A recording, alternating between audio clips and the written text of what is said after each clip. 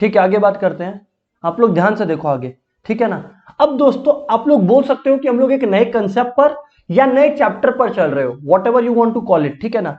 इसका नाम है एप्लीकेशंस ऑफ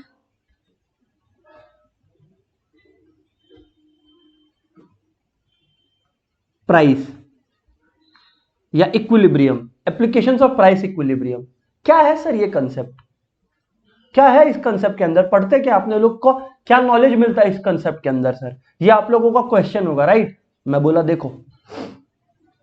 देखो सुनो, बताओ सर, सुन रहे हैं हम लोग सर। इसमें before coming into the main part, देखो मैं आप लोग को ऑनेस्टली बताऊं ना, तो इसमें जो मेन पार्ट है वो प्राइस सीलिंग और प्राइस राशनिंग के बारे में है। मतलब एक के ऊपर क्वेश्चन आता ही है, डायरेक्ट या इनडायरेक्ट तरीके से। बट बिफोर दैट आप लोगों को लॉजिक तो क्लियर होना चाहिए ना कि ये चैप्टर है किस बारे में, चल क्या रहा है यहां पर। तो देखो दोस्तों, आज आप लोग को पता है, आज आप लोग को एक बात पता है, और वो सर क्या, कि जब भी डिमांड को, मैं एक बार डिमांड की बात कर रहा हूं और फिर सप्लाई की भी बात करूंगा, जब भी प्राइस को छोड़ के, देखो डिमांड, बहुत सारे फैक्टर्स है जो डिमांड को अफेक्ट करते हैं, जैसे price of a commodity, price of related commodities, income of the consumer and so on and so fourth.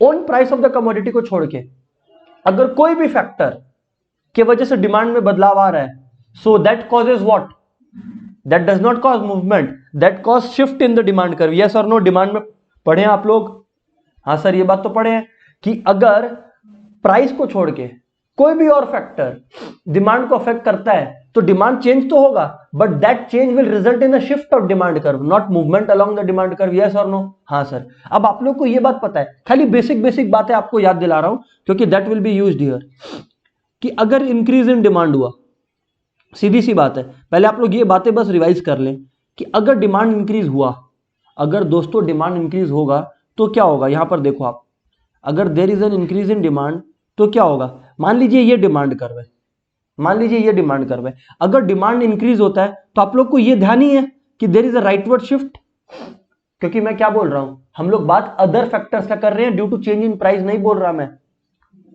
तो ये राइटवर्ड शिफ्ट होगा। सर करेक्ट बात है, सर करेक्ट बात है। अच्छा, अगर डिक्रीज इन डिमांड हुआ तो, अगर डिक्रीज इन डिमांड हुआ तो मैं आप लोग को बता दूं कि अगर there is a decrease in demand, listen very carefully दोस्तों, अगर there is a decrease in demand, listen very carefully दोस्तों, तो मान लीजिए ये डिमांड कर्व है, तो जो डिमांड होगा दोस्तों वो डिक्रीज होगा एज वी हैव डिस्कस्ड, और वो डिक्रीज होने की वजह से माय डियर फ्रेंड्स इस तरफ आएगा। अच्छा, समझ में आया? जी हाँ सर, बिल्कुल समझ में आया। सर इसमें तो आपने कुछ नया नहीं बताया। मैं बोला हाँ रुक जाओ, अभी बस रिवीजन चल रहा है जिससे इस कंसेप्ट के डेप्थ में या इस चैप्टर के डेप्थ में अपने जा सके। पहले मैं केवल याद दिलाने की कोशिश कर रहा हूं, क्या आप लोग को ऑलरेडी आता है। ये डिमांड के केस का था। अगर मैं सप्लाई का आपको याद दिलाऊं तो इंक्रीज इन सप्लाई की वजह से भी वही सेम सिनेरियो अराइज होता है। इंक्रीज इन सप्लाई में क्या होता है, आप लोग देखो, आप लोग देखो, ये है, ये है, ऐसे है। अगर ये एक सप्लाई कर्व है तो राइटवर्ड शिफ्ट होगा when there is an increase in supply, right. जी हाँ sir, there is a rightward shift, तो जो ये राइटवर्ड शिफ्ट है वो इस तरफ आ गया। ओके सर, समझ में आया। और वैसे ही मैं आपको बताऊं, अगर बात डिक्रीज इन सप्लाई की है, लिसन केयरफुली, अगर बात डिक्रीज इन सप्लाई की है, लिसन वेरी केयरफुली, तो आप लोग एक चीज नोटिस करो, ये है यहां पर, यहां पर, तो मतलब डिमांड का लेफ्टवर्ड, सप्लाई का लेफ्टवर्ड शिफ्ट होगा। हाँ सर बिल्कुल, इतना आप लोग अग्री करते हो, I am very sure.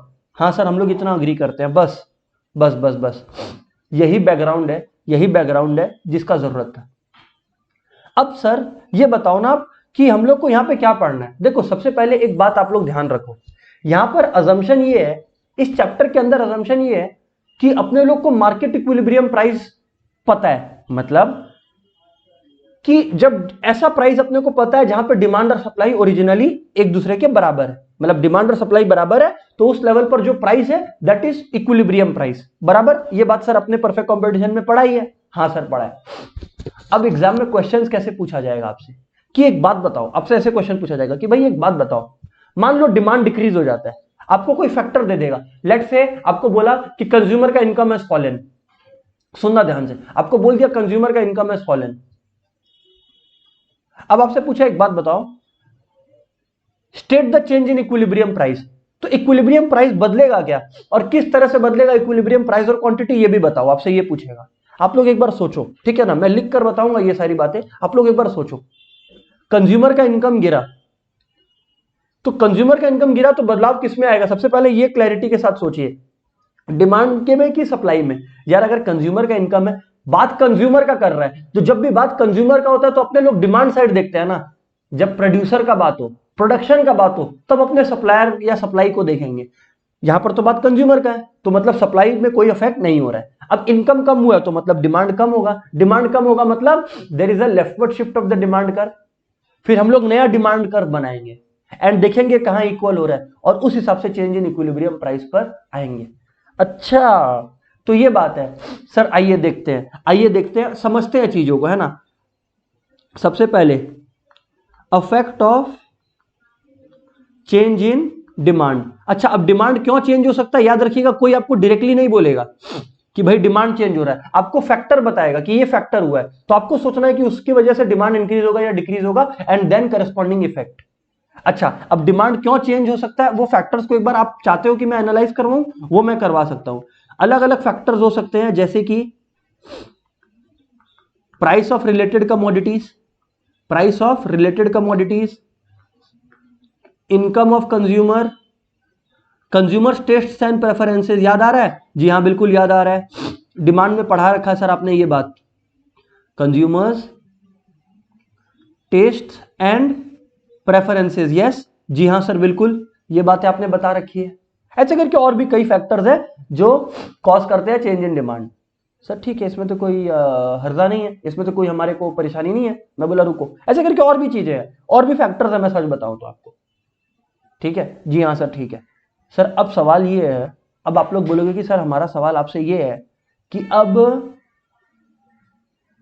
What is the effect, या हाउ डू वी जज the effect and what is the change. आइए अब अपने बात करते हैं। नंबर 1, जब डिमांड इंक्रीज हो जाता है, जब there is an increase in demand. याद रखिएगा, मैं आप लोग को 2-3 सिनेरियो सिखाऊंगा, चौथा आप अपने आप ही करने लगोगे। इंक्रीज इन डिमांड, देखो आप इनडायरेक्टली आपसे क्या पूछ रहा है कि भाई मान ले डिमांड इंक्रीज हो गया, तो जब डिमांड इंक्रीज हो गया तो इक्विलिब्रियम प्राइस और इक्विलिब्रियम क्वांटिटी पर क्या इफेक्ट हुआ ये बता। ठीक है, फिर से बोल रहा हूं, अगर डिमांड इंक्रीज हुआ तो इक्विलिब्रियम प्राइस और इक्विलिब्रियम क्वांटिटी में क्या चेंज आया ये बताओ। तो हमेशा पहला स्टेप सेम है। पहला स्टेप क्या है सर, कि पहले आप ओरिजिनल इक्विलिब्रियम प्राइस और क्वांटिटी तो निकालिए, इंक्रीज इन डिमांड तो बाद में बनाएंगे, पहले ओरिजिनल सिचुएशन बनाइएगा आप हमेशा। ठीक है सर, समझ में आ गया आपका बात, यानी कि प्राइस और यहां पे क्वांटिटी डिमांडेड, क्वांटिटी सप्लाइड, बराबर है सर। अब आप लोग देखो, ये ओरिजिनल है, ये क्वांटिटी डिमांडेड, ये क्वांटिटी सप्लाइड, है ना। यहां पे मैं लिख भी दे रहा हूं, सुनो, सप्लाई और ये डिमांड। अच्छा, और इक्विलिब्रियम सिनेरियो क्या है, यहां पर दोनों इक्वल हो रहा है सर। ठीक है, ये ओरिजिनल है, ये हर क्वेश्चन में करना है क्या सर, एग्जैक्टली ये हर क्वेश्चन में करना है, पीई और क्यूई हर क्वेश्चन में करना है। अभी तक मैंने कोई इफेक्ट दिया नहीं है, ये तो मैंने इक्विलिब्रियम सिनेरियो क्रिएट किया, हम लोग भी हर क्वेश्चन में करेंगे। जी हाँ बिल्कुल, बार बार बोल रहा हूं। उसके बाद देखिए, अगर डिमांड में इंक्रीज आया, दोस्तों अगर डिमांड में इंक्रीज आया तो आप लोग अग्री करोगे कि there is a rightward shift. Agree करते हैं सर आप, तो अगर राइटवर्ड शिफ्ट है तो इसका मतलब जो डिमांड कर्व है वो अब इस तरफ होगा, इसका मतलब है डिमांड कर्व अब इस तरफ होगा। मैंने सही डिमांड कर्व बनाया है, ये D1 है, ये अल्टीमेटली D1 है। अब अगर D1 ये है, आप लोग देखो, अब सप्लाई और डिमांड का नया इंटरसेक्शन पॉइंट क्या हो गया, ये हो गया, तो मतलब इक्विलिब्रियम यहां पे शिफ्ट हो जाएगा, मतलब इक्विलिब्रियम यहां शिफ्ट हो जाएगा। यस और नो। तो मैंने, मेरा कहने का क्या मतलब है, मेरा कहने का मतलब ये है फिर कि इस सिनेरियो में जो नया इक्विलिब्रियम प्राइस या नया इक्विलिब्रियम क्वांटिटी है वो यहां पे डिटरमाइन होगा, मतलब ये Q1 हो जाएगा और ये P1 हो जाएगा, प्राइस बढ़ जाएगा। सर ऐसा क्यों हुआ, इफेक्ट तो आप लोग देख लिए, है भी बहुत इजी कंसेप्ट। सर ऐसा क्यों हुआ, सर ऐसा क्यों हुआ, मैं आपको बताता हूं, आप ध्यान से सुनिएगा, आप लोग बताइए सर आप। दोस्तों इसका लॉजिक बड़ा सिंपल है, और इसका लॉजिक को समझाने के लिए ना एक बार इसको छोड़ते हैं अपने, और नीचे की तरफ आकर एक ग्राफ में समझते हैं चीजों को, ठीक है ना। ठीक है, इसको अपने बॉक्स में समझते हैं। हाँ, ये मैं बॉक्स में लिख रहा हूं क्योंकि ये वो, जब भी आप लोग एग्जाम में रिवाइज करने जाओ, मतलब एग्जाम में तो रिवाइज करके जाओगे ना, तो याद रखिएगा ये वाला बॉक्स में जो मैं लिख रहा हूं वो आप देख लिए तो आपका ये चैप्टर खत्म। मतलब सिंपल प्राइस एप्लीकेशंस के बारे में और कुछ आप लोगों को देखना नहीं पड़ेगा। सुनिएगा सुनिएगा आप लोग, ठीक है। हाँ सर बताओ,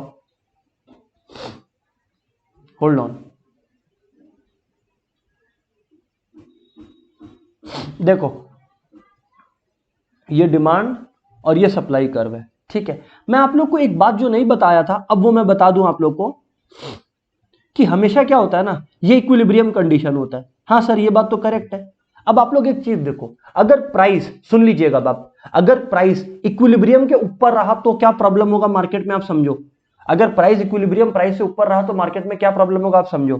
देखो ये सप्लाई कर्व है, ये डिमांड कर्व है, करेक्ट। इस सिनेरियो में क्या हो रहा है, देखो प्राइस जब P1 है तो आप लोग देखो यहां पर आपको दिखाई पड़ेगा एक्सेस सप्लाई। कैसे सर, देखिए ये गैप नजर आ रहा होगा आप लोग को इस प्राइस पर, देखिए ना।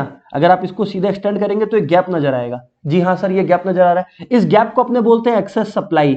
सर आपको कैसे पता चला कि ये एक्सेस सप्लाई है? दोस्तों मेरे को इसलिए पता चला क्योंकि देखो सप्लाई कर्व राइट की तरफ है, सप्लाई कर्व आगे की तरफ है, डिमांड कर्व पीछे की तरफ है। तो मतलब अगर प्राइस P1 आप चार्ज करते हो तो मार्केट में एक्सेस सप्लाई हो जाएगा, गुड्स अनसोल्ड रह जाएंगे। तो आप देखो नेचुरली क्या होगा, विथ टाइम क्या होगा, अगर गुड्स अनसोल्ड रह जाएंगे तो प्रोड्यूसर लोग को प्राइस कम करना पड़ेगा जिससे वो सेल कर सके बेसी। इवेंचुअली होगा क्या, जो प्राइस P1 है वो वापस अपना इक्विलिब्रियम पॉइंट पर आ जाएगा। याद रखिएगा ये इक्विलिब्रियम के नेचर में है, ये इक्विलिब्रियम का नेचर ही है कि वो इक्विलिब्रियम अपने आप को रिस्टोर कर लेता है, वो वापस इक्विलिब्रियम पे आ जाता है, इसीलिए उसका नाम इक्विलिब्रियम है। हम लोग यहाँ पे ये पढ़ रहे हैं कि अगर मिस एडजस्टमेंट हुआ तो उसका इंपैक्ट क्या होगा, अगर मिस एडजस्टमेंट हुआ तो उसका इंपैक्ट क्या होगा, अपने लोग यहां पर ये पढ़ने बैठे हैं।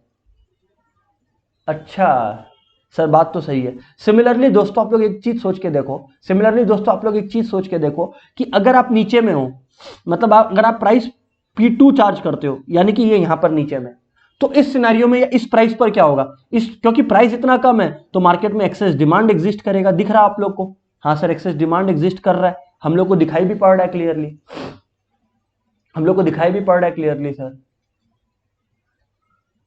बस दोस्तों ये लॉजिक है। अब अगर एक्सेस डिमांड मार्केट में राइज हुआ, सुनिएगा एक बार सोच के देखिए, अगर मार्केट में एक्सेस डिमांड अराइज होगा, अगर मार्केट में एक्सेस डिमांड अराइज होगा तो प्रोड्यूसर्स को क्या करना पड़ेगा, क्योंकि वो सारा डिमांड तो सेटिस्फाई नहीं कर पा रहे हैं, तो वो लोग प्राइसेस को बढ़ाएंगे जिससे वो एक्स्ट्रा जो डिमांड है वो खत्म हो जाए और इक्विलिब्रियम रिस्टोर हो जाए। अच्छा तो ये बात है सर। जी हाँ, तो अल्टीमेटली ये इक्विलिब्रियम पॉइंट मार्केट में रूल करेगा। सर सबको ये बात क्लियर है, नहीं क्लियर है? हाँ ना बोलना पड़ेगा। कम ऑन दोस्तों, हाँ या ना बोलिए फटाफट, वेट कर रहा हूं रिस्पॉन्स का।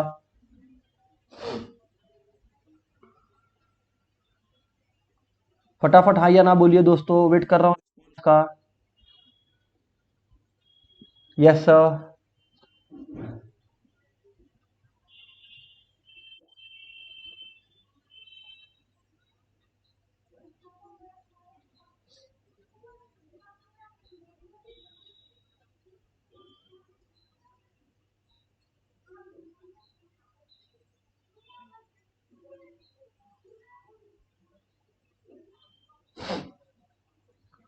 हाँ सर वेरी गुड, बाकी सबका भी रिस्पॉन्स आ जाए फटाफट। Yes yes yes yes yes, जी सर, ओके,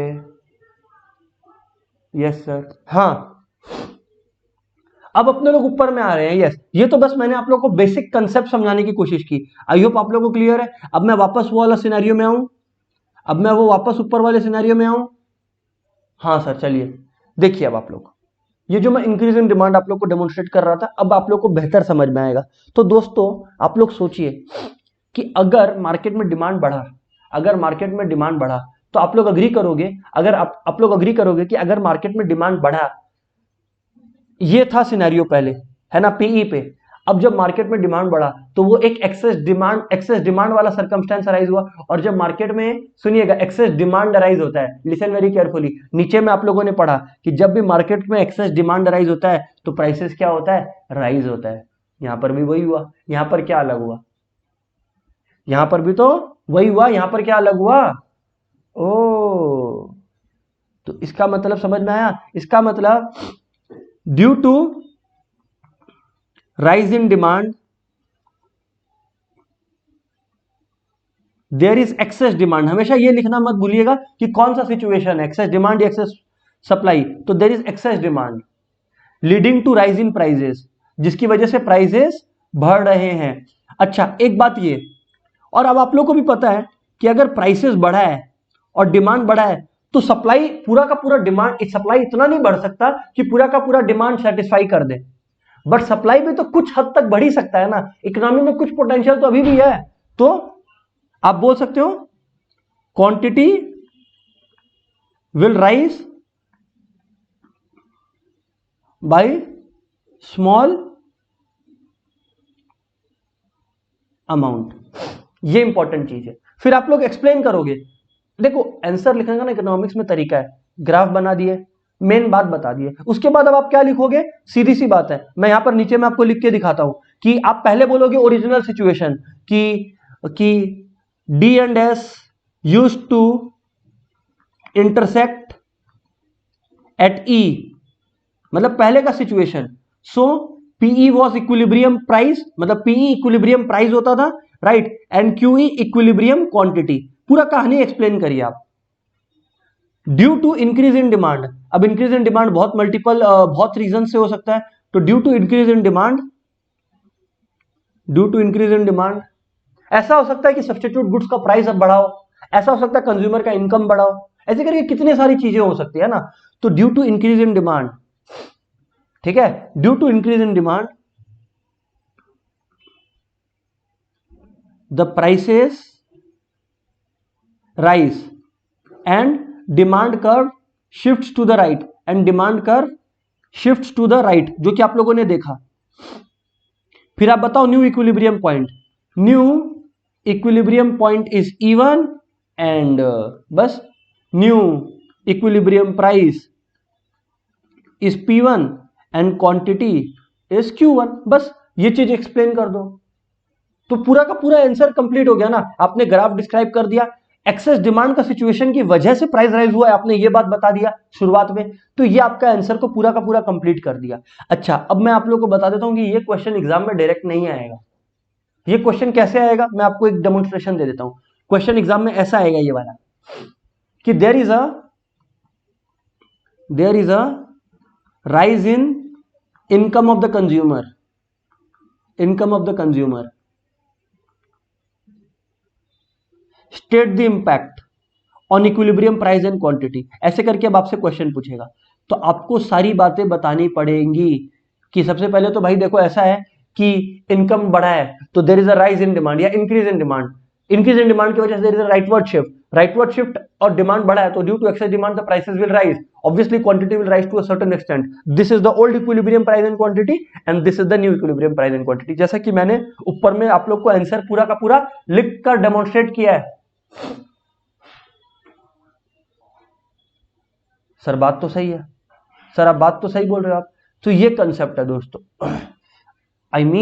ये कंसेप्ट है दोस्तों, ठीक है ना, इस तरह से अप्रोच करना है। अब इंक्रीज इन इनकम हो सकता है, increase in price of substitute goods हो सकता है, क्योंकि आपको पता है सब्स्टिट्यूट गुड्स का प्राइस बढ़ेगा तो करंट कमोडिटी का डिमांड बढ़ेगा, राइट, ये सारी चीजें आपको पता है, ठीक है जी हाँ सर। अब जैसे इंक्रीज इन डिमांड है वैसे ही अब अपने लोग को एनालाइज करना है decrease in demand. Okay got it sir, decrease in demand क्यों होता है, because of decrease in income, decrease in price of substitute goods, है ना, decline in taste and preferences, ऐसे करके, है ना। तो आइए बात करते हैं डिक्रीज इन डिमांड का। दोस्तों ध्यान से देखिए आप, सर बताइए, ये है, पहले मैं ओरिजिनल सर्कमस्टेंस आपको बताऊं, ये है डिमांड कर्व और ये है सप्लाई कर्व, है ना, ये है डिमांड कर्व और ये है सप्लाई कर्व और ये है इक्विलिब्रियम प्राइस और ये है इक्विलिब्रियम क्वांटिटी, ठीक है, ये ओरिजिनल सिनेरियोज है, इसमें कोई चेंज नहीं है। अब सर हो क्या रहा है, अब सर आप लोग सुनिए हो क्या रहा है, there is a fall in demand, there is a decrease in demand, demand decrease होने की वजह से क्या होगा, आप लोग देखो लेफ्टवर्ड शिफ्ट होगा, लेफ्टवर्ड शिफ्ट की वजह से ऑटोमेटिकली आपको मिल रहा है नया इंटरेक्शन पॉइंट, वो है ये, बस खत्म हो गया ना। तो ये हो गया आपका P1 नीचे की तरफ गिरा और ये Q1 और आप लोग को भी क्लियर है, ठीक है, डिमांड कम हुआ है। अगर डिमांड कम हो जाता है तो आप लोग को पता है ऑटोमेटिकली सप्लाई पे क्या इंपैक्ट होता है। देखो सप्लाई उतना ही है, डिमांड कम हो गया तो there is a situation of excess supply in the market, क्योंकि कंज्यूमर ने तो खरीदना कम कर दिया आपसे, कंज्यूमर ने तो खरीदना कम कर दिया आपसे। सर बात तो सही है, सर बात तो आप बिल्कुल सही बोल रहे हो। सो आप बोलोगे, ध्यान से सुनना, पहले तो इंटरेक्शन पॉइंट ई था, अब E1 हो गया, तो आप क्या बताओगे? आप बताओगे कि देखो सर, ड्यू टू, ध्यान से सुनिएगा आप लोग, due to decrease in demand, ठीक है ना, क्योंकि डिमांड डिक्रीज हो रहा है, yes, due to decrease in demand, listen very carefully दोस्तों, प्राइस क्या हुआ है? Price has fallen, why? Because of excess supply, there has been excess supply. याद रखना, एक्सेस सप्लाई और एक्सेस डिमांड, अगर ये वर्ड नहीं है आप एक नंबर खो दोगे। There has been excess supply, और जब भी मार्केट में एक्सेस सप्लाई होता है, आप लोगों को मैं बताया था, प्राइसेस फॉल, जिससे वो एक्सेस सप्लाई बेचा जा सके। There has been excess supply leading to fall in price, और ऑब्वियस सी बात है कि quantity is falling, because demand कम हुआ है तो क्वांटिटी विल फॉल। अरे सप्लायर लोग क्या प्रोडक्शन बढ़ा देंगे? ऑब्वियसली कम कर देंगे, क्योंकि मार्केट में डिमांड ही नहीं है, तो quantity will naturally fall, quantity will fall. ये आपने मेन बात बता दी, ये मेन बात आपने बता दी। अब फिर ओरिजिनली सारा बात बताइए ना, कि D and S where the original demand curve, and now D1 is the new demand curve which has shifted leftwards, ऐसे करके ये सारी बातें बताओ आप। मैं ये सारी चीजें दोबारा लिख कर दिखा सकता हूं, but I believe that is a complete waste of time, mine and yours.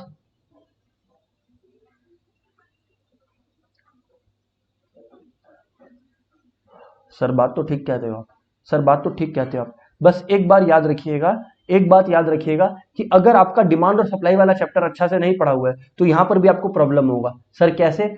आपको एग्जाम में दे दिया कि there is a fall in price of substitute goods, state its impact on the equilibrium price and quantity. तो यार आपको ये clarity होना चाहिए ना कि सब्स्टिट्यूट गुड्स के बारे में आप पढ़े थे फैक्टर्स अफेक्टिंग डिमांड में, और अगर प्राइस ऑफ सब्स्टिट्यूट गुड्स गिरता है तो जो करंट गुड्स है उसका डिमांड गिरेगा, बिकॉज सब्स्टिट्यूट गुड्स चिपर बन गया है, और अब डिमांड कम हुआ है तो अब आपको ये कर्व बनाना है। समझ रहे हो आप? ये जो आप कर रहे हो, ये जो कर रहे हो, ये आपका सेकेंडरी नॉलेज है, प्राइमरी नॉलेज आपका डिमांड और सप्लाई में है। अच्छा सर, ये बात तो हमें समझ में आया, इसीलिए आइए मैं एक बार आप लोगों को कुछ रीजंस बता दूं जिसकी वजह से डिमांड और सप्लाई में, डिमांड में इंक्रीज और डिक्रीज आ सकता है। ध्यान से देखें आप लोग, increase in demand, increase in demand, और फिर डिक्रीज इन डिमांड, ठीक है जी हाँ सर। अब आप लोग एक चीज सोच के देखो, इंक्रीज इन डिमांड और decrease in demand, increase in demand में क्या होगा?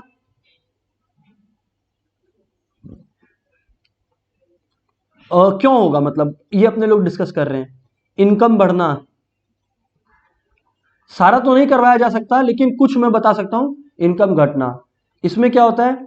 Price of substitute goods increase होता है, सब्स्टिट्यूट गुड्स महंगा होता है इसलिए लोग हमारा कमोडिटी खरीदते हैं, इसमें प्राइस ऑफ सब्स्टिट्यूट गुड्स घटता है। वैसे ही कंज्यूमर का टेस्ट एंड प्रेफरेंसेस फेवर में जाता है, और इसमें जो कंज्यूमर का टेस्ट एंड प्रेफरेंसेस है ऑफ द प्रोडक्ट उसके अगेंस्ट जाता है, प्रोडक्ट के अगेंस्ट जाता है, मीन टू से। ये सारे फैक्टर्स है, ये ऐसे करके काफी फैक्टर्स है जो अफेक्ट करते हैं इंक्रीज और डिक्रीज इन डिमांड को। सर बात तो आपकी क्लियर है, बात तो आपकी बिल्कुल क्लियर है। अब दोस्तों आप लोग इसी चीज को सप्लाई के साइड से सोचिए, आप लोग इसी चीज को अब सप्लाई के साइड से सोचिए, इंक्रीज इन सप्लाई, ठीक है ना? सुनिएगा ध्यान से, stuff is very easy, stuff is very easy, it's just कि सोचने का तरीका मैं आप लोग का फ्रेम कर रहा हूं। इंक्रीज इन सप्लाई, अब आपसे पूछा कि भाई सप्लाई इंक्रीज हो गया, बता इसका क्या इंपैक्ट होगा। आप लोग से यही पूछेगा ना कि भाई सप्लाई इंक्रीज हो गया, बता इसका क्या इंपैक्ट होगा, तो अपने को यह सोचना पड़ेगा। और मैंने हमेशा आप लोगों को क्या कहा है, क्या इंपैक्ट है वो बात का बात है। सबसे पहले हमारा धर्म क्या है कि ओरिजिनल सिचुएशन, ओरिजिनल इक्विलिब्रियम बनाइए, जो कि कर रहे हैं अपने लोग। एक बात और, पहले ये बना लेते हैं ओरिजिनल, फिर बात करते हैं। ये डिमांड और ये सप्लाई, करेक्ट जी हाँ सर। और इन लोग का जो इंटरेक्शन हो रहा है वो यहां हो रहा है सर, बेहतर जी हाँ बिल्कुल। ये ओरिजिनल सिचुएशन बना के हम लोग चुपचाप बैठ गए, अब सुनिएगा, इंक्रीज इन सप्लाई। अब आप लोग को यह सोचना है कि ऐसा क्या रीजन है जिसकी वजह से सप्लाई इंक्रीज होता है। सर किस वजह से होता है आप भी बताओ। मैं बोला यार देखो आप लोग, अब आप देखो, अब मेरा दिमाग किस पे चला गया, अब मेरा दिमाग चला गया फैक्टर्स अफेक्टिंग सप्लाई पर। ऐसे क्या फैक्टर्स है जो सप्लाई को अफेक्ट करते हैं। और याद रखिएगा, own price of the commodity कभी भी नहीं कंसिडर होगा, because own price of the commodity की वजह से शिफ्ट नहीं होता है, मूवमेंट होता है along the same curve. Correct, जी हाँ सर करेक्ट। तो कहना क्या चाहते हैं सर आप, मैं कहना यह चाहता हूं कि फिर और क्या है। आज आप सोचो, गवर्नमेंट ने सब्सिडी दी, आज गवर्नमेंट ने मेरे को सब्सिडी दी, तो इसका मतलब मेरा प्रोडक्ट का दाम कम होगा। सब्सिडी देना मतलब कि जो मेरा खर्चा लग रहा है उसमें से कुछ खर्चा गवर्नमेंट बियर कर रहा है, तो मेरा कॉस्ट तो कम हो गया, तो मेरा प्रॉफिट मार्जिन बढ़ेगा, तो मेरा सप्लाई भी नेचुरली बढ़ेगा। तो इंक्रीज इन सप्लाई किसकी वजह से हो सकता है? सबसे पहला गवर्नमेंट सब्सिडी, और बताइए दूसरा रॉ मटेरियल कॉस्ट कम होना, जो रॉ मटेरियल मैं यूज कर रहा हूं उनका कॉस्ट कम होना। ऐसे करके कितने सारे फैक्टर्स हैं जो आप लोगों को पता होने चाहिए, राइट। ऐसे करके कितने सारे फैक्टर्स हैं। टैक्स रेट्स का कम होना, जैसे जीएसटी और ये सब चीज लगते हैं, वो सब चीज का कम होना, ये सारी चीजें मेरा सप्लाई इंक्रीज करेंगी। अब आप लोग को मैं क्या समझा रहा हूं, हमेशा सप्लाई का, इंक्रीज इन सप्लाई का क्या इंपैक्ट होगा वो तो बात का बात है। सबसे पहले आप ओरिजिनल सिचुएशन जैसा कि मैंने बनाया यहां पर इक्विलिब्रियम लिख के वो आप बनाएंगे। अब इंक्रीज इन सप्लाई है तो सप्लाई कर्व विल शिफ्ट राइटवर्ड्स। ये देखिए राइटवर्ड शिफ्ट दिखाया मैंने, देखिए ना, ये राइटवर्ड शिफ्ट ही तो दिखाया मैंने। हाँ सर नजर आ रहा है हमें। बस फिर क्या होगा, अब आप लोग का ये जो है ये नया सप्लाई कर्व है S1 S1, और ये इंटरएक्ट कहां कर रहा है डिमांड के साथ। अगर आप लोग देख रहे हो तो ये इधर इंटरएक्ट कर रहा है, तो ये इधर आ गया।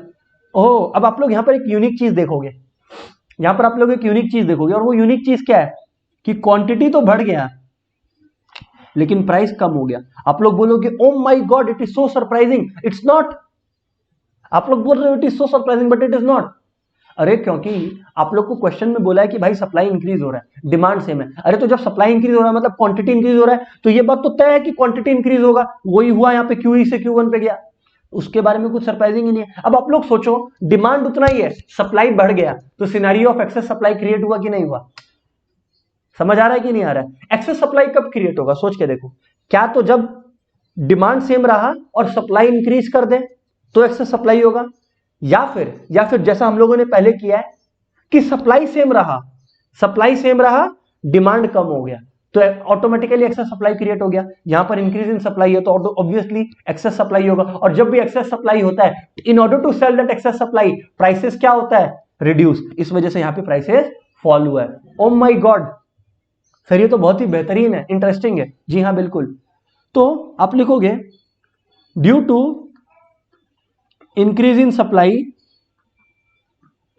Supply there is a situation of excess supply. हमेशा सिचुएशन बता दो टीचर को भी खुशी होती है कि चलो कीवर्ड इसने पहले ही लिख दिया है, इसको नंबर दो पूरा।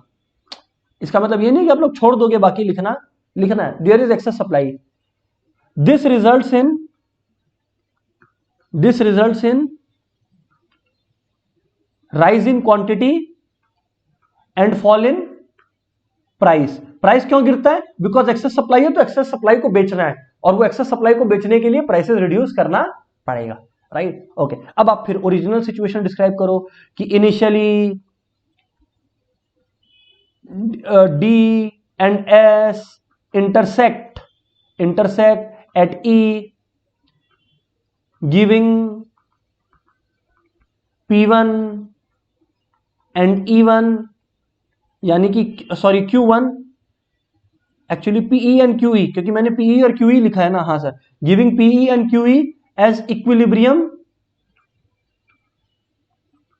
Price and quantity. फिर आप बताओ कि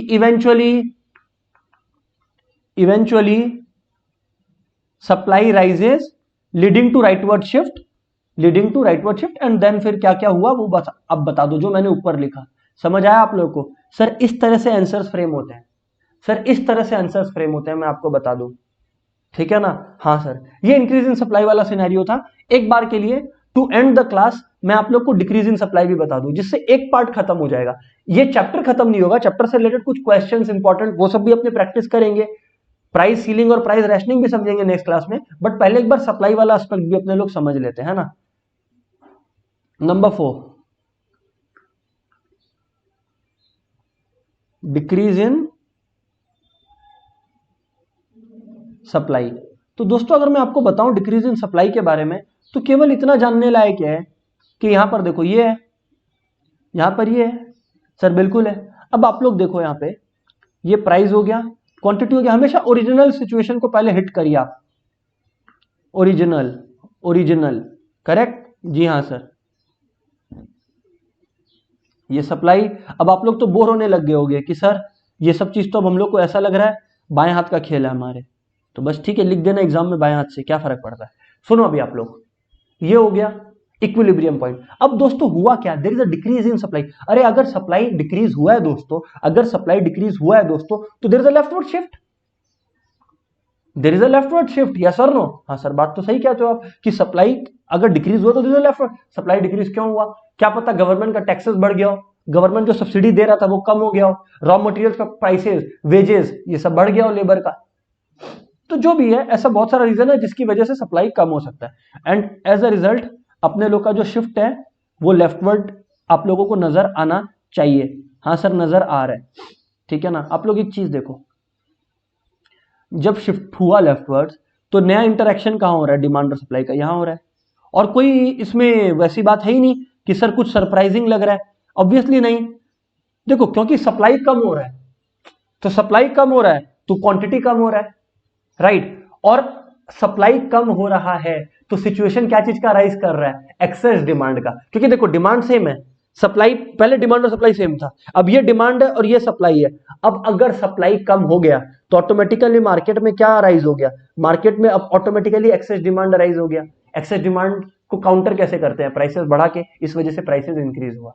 ओ तो यहां पे क्या सिचुएशन राइज हुआ, एक्सेस डिमांड का। और आप लोग को अब लिखने का स्ट्रक्चर समझ में आ जा, ऑल राइट देन। दोस्तों सबसे पहले दोस्तों मैं आपको बता दूं कि अपने लोग हमारे लास्ट क्लास में फॉर्म्स ऑफ मार्केट का क्लास नंबर 2 किए थे। फॉर्म्स ऑफ मार्केट के क्लास नंबर 2 में हम लोगों ने दो चीजें की। पहले forms of market class number 2 में हम लोगों ने जो मार्केट्स के ग्राफ्स होते हैं, जैसे मोनोपोलिस्टिक कंपटीशन हो गया या परफेक्ट कंपटीशन हो गया, we have discuss this graphs, है ना। अपने लोगों ने इस ग्राफ के बारे में डिस्कशन किया। ये था पार्ट नंबर 1। और उसके बाद दोस्तों हम लोगों ने उसी क्लास में फॉर्म्स ऑफ मार्केट के क्लास नंबर 2 में ही स्टार्ट कर दिया था एक टॉपिक जिसका नाम है मार्केट इक्विलिब्रियम, या जिसको applications of demand and supply भी बोलते हैं, या जिसको प्राइस एप्लीकेशन नाम से भी बोलते हैं, ठीक है ना। जी हाँ सर। तो मेरा कहने का मतलब ये है कि ये वाला जो है इसको आप लोग बोल सकते हो कि इस टॉपिक पर क्लास नंबर 2 है। इस टॉपिक पर क्लास नंबर 1 हम लोग कहां किए थे, forms of market class number 2 में, जहां पर फॉर्म्स ऑफ मार्केट खत्म हुआ था और साथ साथ में हम लोगों ने क्या स्टार्ट कर दिया था, forms of market class number 2 खत्म हुआ था और साथ साथ में हम लोगों ने ये चैप्टर का डिस्कशन स्टार्ट कर दिया था। जी हाँ बिल्कुल सर। दोस्तों इस चैप्टर से रिलेटेड हम लोगों ने क्या चीजें पढ़ी, अपने लोगों ने पढ़ी कि कैसे डिमांड और supply curve, listen very carefully दोस्तों, अपने लोगों ने पढ़ा कि कैसे डिमांड एंड सप्लाई कर्व एक दूसरे के साथ इंटरसेक्ट करता है। और जब अपने लोग ये पढ़े कि कैसे डिमांड एंड सप्लाई कर्व एक दूसरे के साथ इंटरसेक्ट करता है, तो उसी पॉइंट पर इक्विलिब्रियम प्राइस और इक्विलिब्रियम क्वांटिटी आता है, राइट। अपने लोगों ने ये पढ़ा था, राइट, कि जहां पे डिमांड और सप्लाई कर्व इंटरसेक्ट करेगा वहां पे इक्विलिब्रियम प्राइस और इक्विलिब्रियम क्वांटिटी आएगा। लेकिन फिर हम लोगों का ऑब्जेक्टिव क्या था, हम लोगों का ऑब्जेक्टिव ये जानना था कि मान लीजिए डिमांड में चेंजेस आया, चेंजेस वर्ड यूज कर रहा हूं, मतलब इंक्रीज या डिक्रीज आया, या फिर सप्लाई में इंक्रीज या डिक्रीज आया, तो वो चेंज की वजह से इक्विलिब्रियम प्राइस और इक्विलिब्रियम क्वांटिटी पर क्या फर्क पड़ने वाला है। सबसे पहले हम लोगों ने क्या देखा था, सबसे पहले हम लोगों ने इंक्रीज इन डिमांड के बारे में पढ़ा था कि जब डिमांड इंक्रीज होता है, सुनिएगा, जब डिमांड इंक्रीज होता है तो क्या होता है, supply remaining the same, listen carefully दोस्तों, जब डिमांड इंक्रीज होता है supply remaining the same, situation किस चीज का क्रिएट हो जाता है, एक्सेस डिमांड का, एक्सेस डिमांड का। तो एज अ रिजल्ट क्या होता है, क्वांटिटी थोड़ा सा बढ़ता है, but because of this excess demand equilibrium price rise हो जाता है, इक्विलिब्रियम प्राइस राइज हो जाता है। ये हम लोगों ने इंक्रीज इन डिमांड में पढ़ा था, राइट। फिर जब डिक्रीज इन डिमांड होता है तो क्या होता है, एक्सेस सप्लाई हो जाता है, तो प्राइसेस कम होता है, क्वांटिटी फॉल होता है, राइट। ये हो गया था चेंज इन डिमांड। फिर हम लोगों ने पढ़ा चेंज इन सप्लाई के बारे में, जहां पर हम लोगों ने क्या पढ़ाई की, हम लोगों ने ये पढ़ाई की कि अगर सप्लाई इंक्रीज होता है, अगर सप्लाई इंक्रीज होता है तो there is a situation of excess supply, excess supply का कंडीशन सिचुएशन अराइज हो जाता है।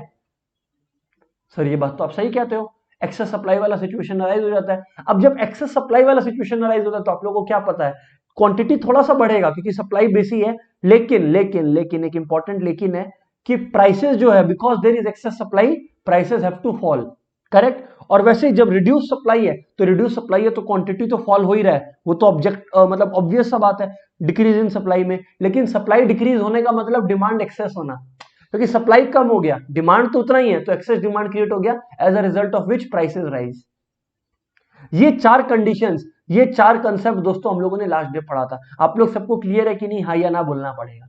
कम ऑन दोस्तों, हाँ या ना बोलिए फटाफट।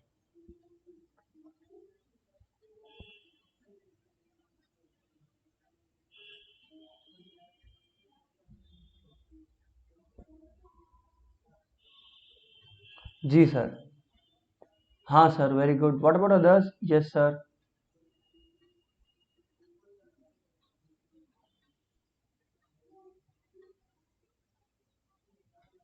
करेक्ट, ठीक है दोस्तों। अब मैं आप लोगों को बताऊं, अब मैं आप लोग को बताऊं, अब मैं आप लोग को बताऊं दोस्तों, क्या दोस्तों, अब मैं आप लोग को यह बता रहा हूं कि इन रियलिटी क्या होता है मेरे दोस्तों, मेरे प्यारे दोस्तों। इन रियलिटी क्या होता है? ऐसा है क्या कि जब डिमांड चेंज होगा तो सप्लाई चेंज नहीं होगा, या सप्लाई चेंज होगा तो डिमांड चेंज नहीं होगा? अरे नहीं, हम साथ साथ है। मतलब डिमांड और इन रियल वर्ल्ड डिमांड और सप्लाई साथ साथ चेंज होता है। तो बस माय डियर फ्रेंड्स, अब हम लोग चलते हैं इस ब्रॉड कैटेगरी, इस ब्रॉड हेड के अंदर, जहां पर हम लोग डिस्कस करने वाले हैं क्या, simultaneous changes in demand and supply. Demand and supply के अंदर जो साइमल्टेनियस चेंजेस होते हैं, अपने लोग उसके बारे में पढ़ने वाले हैं। साइमल्टेनियस चेंजेस मतलब एक साथ। अब जब डिमांड एंड सप्लाई में दोस्तों सोचिए एक बार, साइमल्टेनियस चेंजेस का मतलब समझ रहे हो आप?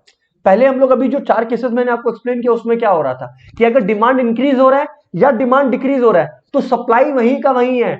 वैसे ही अगर सप्लाई इंक्रीज हो रहा है या सप्लाई डिक्रीज हो रहा है तो डिमांड वहीं का वहीं है। लेकिन अब हम लोग वो डिस्कस नहीं करने वाले हैं, अब अपने लोग दोनों को डांस करवाएंगे, अब अपने दोनों को डांस करवाएंगे, मतलब दोनों चेंज होगा, demand and supply.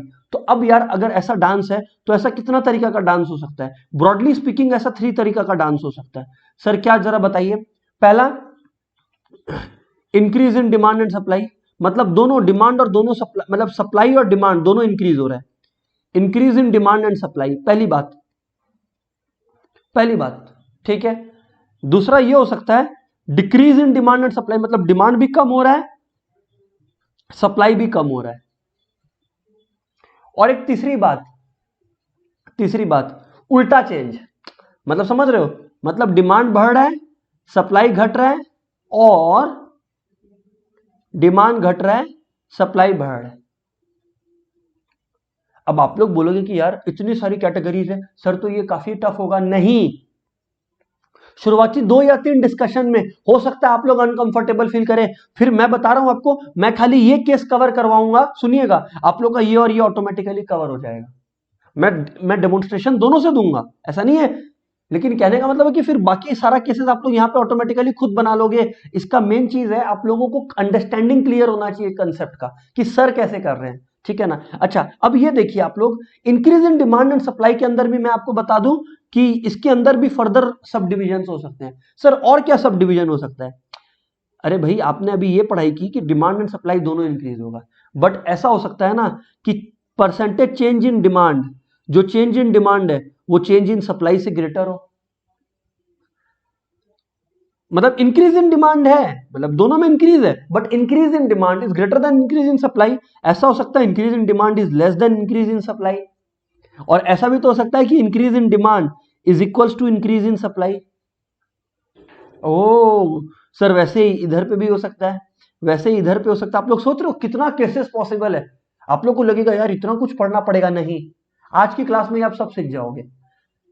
The key trick is to focus on the basic concept my dear friends, basic concept my dear friends, ठीक है कि नहीं है? सुनिएगा, decrease in demand and supply, हाँ, तो decrease in demand and supply में भी ऐसा हो सकता है कि जो डिक्रीज इन डिमांड है, डिमांड जो परसेंटेज से घट रहा है, डिमांड जो परसेंटेज से घट रहा है वो सप्लाई से कम हो, या फिर सप्लाई ज्यादा परसेंटेज से घट रहा हो, या फिर दोनों बराबर परसेंटेज से घट रहा हो, या फिर दोनों बराबर परसेंटेज से घट रहा हो। और सेम इधर पे भी वैसा ही सिचुएशन क्रिएट हो सकता है कि जो डिमांड जिस परसेंटेज से इंक्रीज हो रहा है, percentage increase in demand is greater then percentage decrease in supply. मतलब यही सेम केसेस यहां पर भी तो हो सकता है, समझ रहे हो आप? तो जी हाँ, ऐसे सर्कमस्टेंसेस को हम लोग कैप्चर करने वाले हैं। आइए समझते हैं, आइए अपने लोग समझते हैं मित्रों।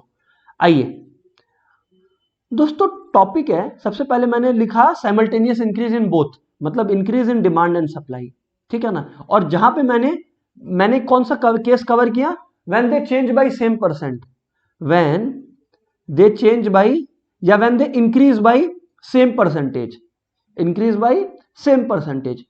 अच्छा याद रखिएगा, इंक्रीज वर्ड हो रहा है, मूवमेंट वर्ड यूज नहीं हो रहा है, मूवमेंट वर्ड इंक्रीज नहीं हो रहा है। Movement is because of the own price of the commodity, ये अदर फैक्टर्स है, खैर जो भी है। अब आइए मैं आपको ग्राफ डेमोन्स्ट्रेट करूं। देखो मार्केट इक्विलिब्रियम में कोई भी डायग्राम आ जाए डिमांड एंड सप्लाई का, आपका पहला जो बेसिक मॉडल जो बोलते हैं ना, बिल्डिंग का बेसिक ढांचा, वो सेम रहने वाला है। अपने को ये सीजर बनाना है, मतलब original demand and original supply condition, बस खत्म। ये अपने लोग को ओरिजिनली बनाना है, इतना आप लोग जान लिए तो आपका खत्म सम। क्यों? क्योंकि इसके बाद तो बेसिक जो क्वेश्चन बोल रहा है वो आपको करना है। ये देखिए, ये इक्विलिब्रियम प्राइस हो गया, ये इक्विलिब्रियम क्वांटिटी हो गया, ये ओरिजिनल सिचुएशन है, ये ओरिजिनल सिचुएशन है। अब आपको क्या बोला कि जो दोनों इंक्रीज हो रहे हैं वो लोग सेम परसेंटेज से इंक्रीज हो रहे हैं। ये लोग अगर सेम परसेंटेज से इंक्रीज हो रहे हैं, अब आप लोग को ये बात बेसिकली मालूम है कि ये सप्लाई रिप्रेजेंट कर रहा है, ये डिमांड रिप्रेजेंट कर रहा है। दोस्तों अगर सेम परसेंटेज से इंक्रीज हो रहा है, डिमांड का राइटवर्ड शिफ्ट होगा, डिमांड का राइटवर्ड शिफ्ट होगा। मान लीजिए डिमांड कर शिफ्ट होके यहां आया, ठीक है ना। ये याद रखिएगा कि दोनों के बीच में ये जो डिमांड 1 और डिमांड 2 के बीच में गैप है, ये जैसे D1 लिख दिया मैं इसको, तो ये जो गैप दिखाई पड़ रहा है आप लोग को, इस गैप को मेजर कर लीजिएगा। जैसे मैं भी मेजर कर लिया, ये गैप इतना है मेरे पास, ठीक है ना। सर ये मेजर क्यों कर रहे हैं? क्योंकि एग्जैक्टली इतना से ही सप्लाई को भी बढ़ाना पड़ेगा ना आप लोग को, तो बस वैसे ही सप्लाई को भी मैं इधर पे रख के बढ़ा रहा हूं। तो अल्टीमेटली सप्लाई कर भी जो है एकदम सेम अमाउंट से बढ़ेगा, सप्लाई कर भी है जो एकदम सेम अमाउंट से बढ़ेगा। हाँ सर बिल्कुल सेम अमाउंट से बढ़ेगा। तो सुनिएगा दोस्तों, तो होगा क्या, तो होगा क्या, होगा कुछ ऐसा दोस्तों,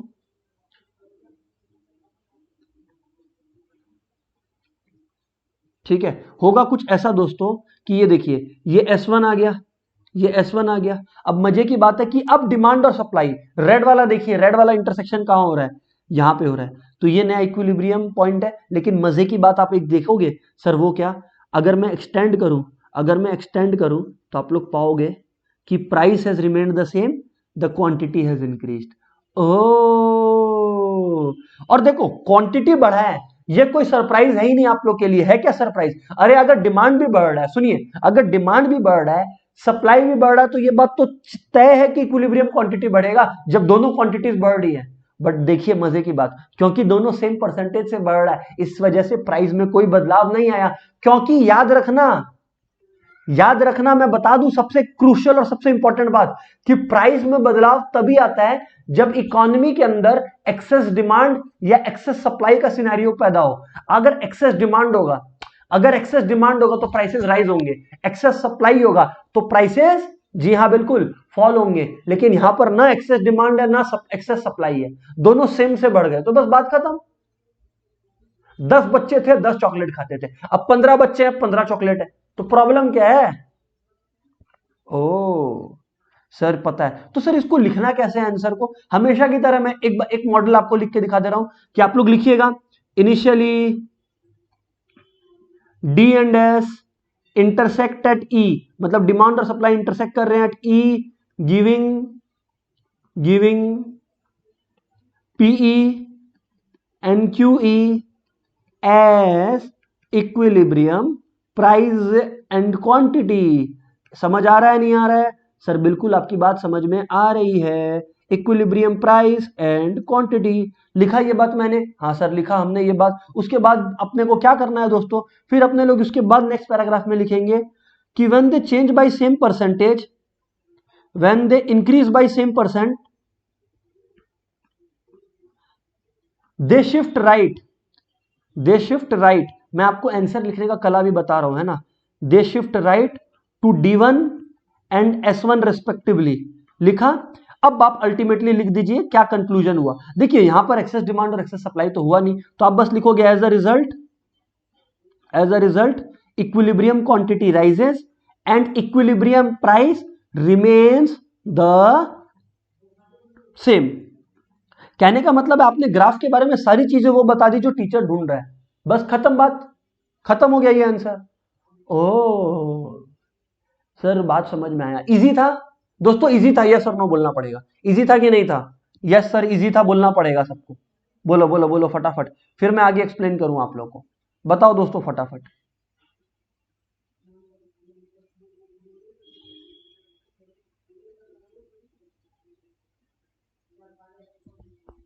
yes sir, what about other mates? चलिए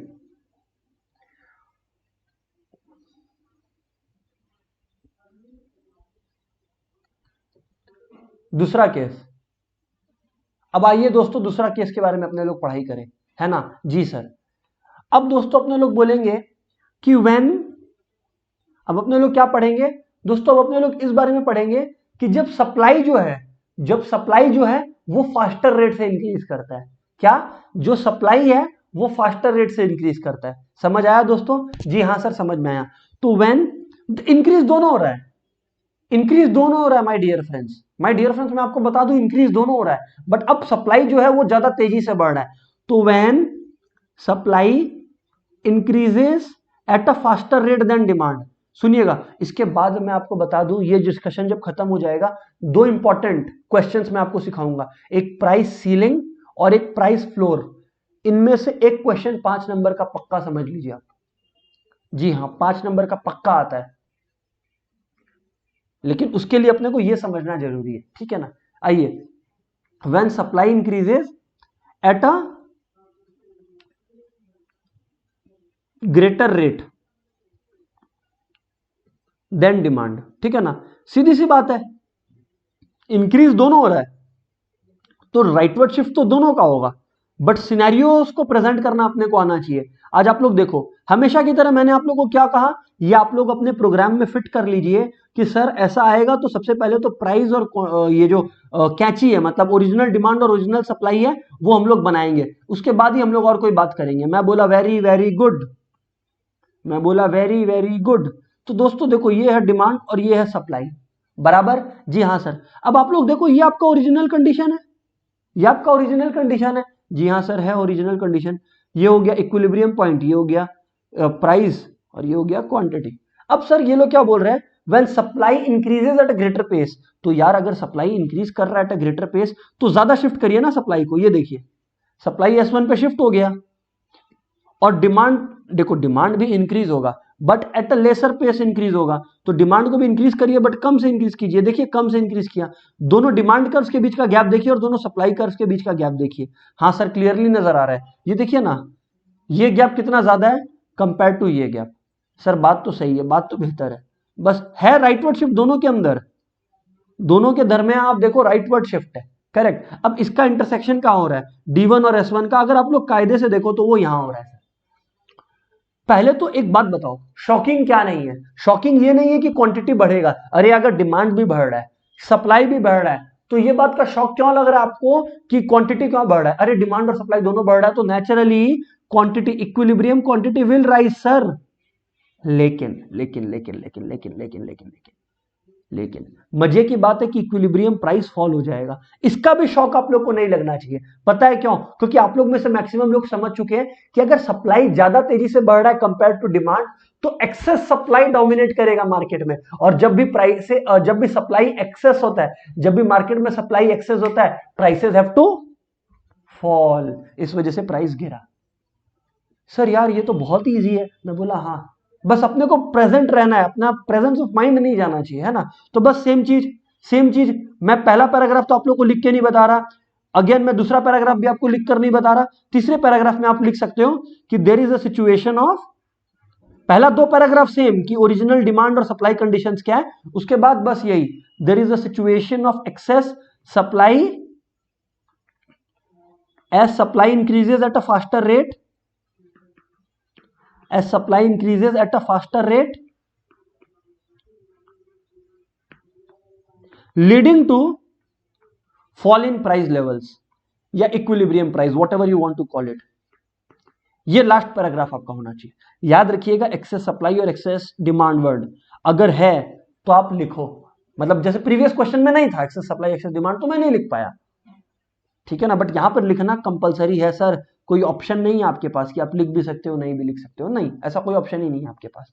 तीसरा अब मैं दिखाऊंगा, देखिए इंक्रीज का अगर आप लोगों को क्लियर हो जाएगा तो डिक्रीज का फिर मैं एक सिनेरियो आपको दिखाऊंगा और आप लोग को चीजें कंफर्टेबल हो जाएगी, राइट। तो मैं एक तीसरा सिनेरियो दोस्तों आप लोग को दिखा दूं इंक्रीज का ही कि when demand increases at a faster pace. मेरे को एक बात बताओ आप लोग बिना ड्राइंग के, अब तो आप लोग को इतना एक्सपीरियंस हो जाना चाहिए कि बिना ड्राइंग के आप लोग मेरे को बताओ कि क्या होगा, इक्विलिब्रियम प्राइस और क्वांटिटी पे क्या फर्क आएगा। ये बात आप लोग सब बताओगे फिर मैं आगे लिखना स्टार्ट करूंगा।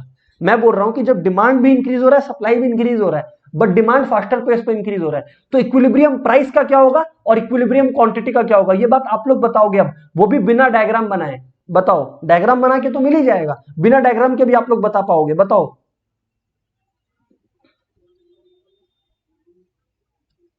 आंसर दो फटाफट आप लोग।